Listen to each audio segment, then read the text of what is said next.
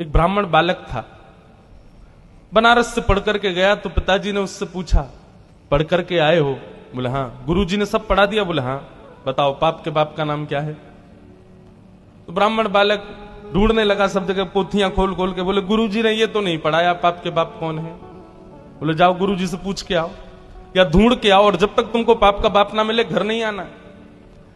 ब्राह्मण बालक बेचारा घूमता घूमता सब जगह पूछता हुआ जा रहा है, कहीं से भी उसको संतोषजन्य उत्तर नहीं मिला। तभी वो एक वैश्या के पास गया। थी वो वैश्या, लेकिन ब्राह्मण बालक को नहीं पता था। सुंदर घर बना था, बाहर गौ माता बैठी है, तुलसी का पौधा लगा है। उसने सोचा कोई वैष्णव का घर है, थोड़ा कुछ अन्न जल ग्रहण कर लेता हूं।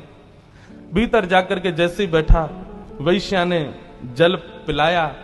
जल पी करके ब्राह्मण बालक ने पूछा, देवी आप कोई वैष्णव भक्त हो? आपका नाम क्या है?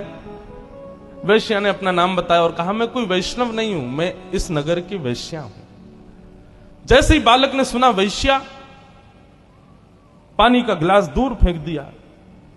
बोले ओहो, अब तो मुझे गंगा जल में नहाना पड़ेगा, कपड़े सहित नदी में कूदना पड़ेगा, मैंने बहुत बड़ा अपराध कर दिया, पाप का बाप खोजने निकला था, पाप कर दिया, एक वैश्या के घर का पानी पी लिया मैंने, अरे राम राम राम राम, पुण्यम पापम, कान पकड़ने लगा।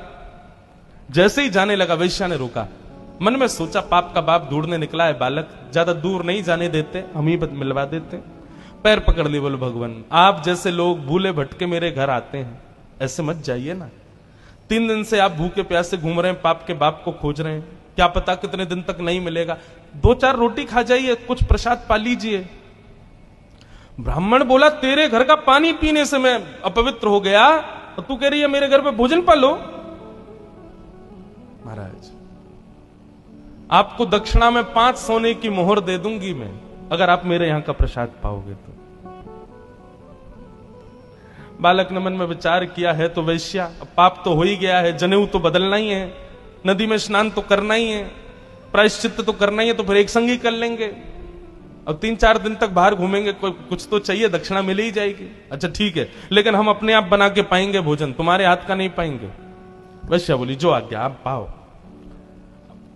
रोटी बनाने के लिए बैठे तो वैश्या बोली, मेरे घर पर आप आए और आप अपने हाथ से रोटी बना रहे हो, मुझसे देखा नहीं जा रहा है, मैं 5 की जगह 7 सोने की मोहर दे दूंगी, रोटी मुझे बनाने दो। हाथ धो करके बालक उठ गया, बोले लो बनाओ।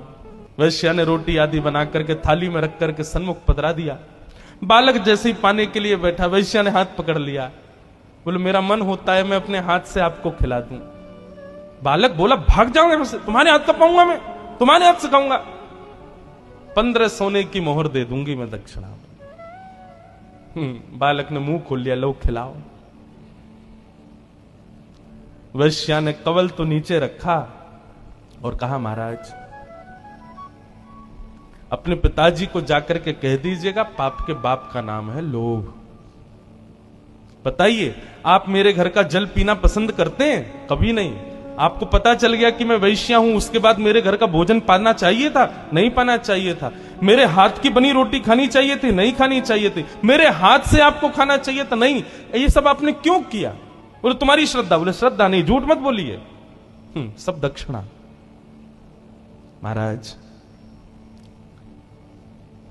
पाप के बाप का नाम है लोभ। लोभ किसे कहते हैं?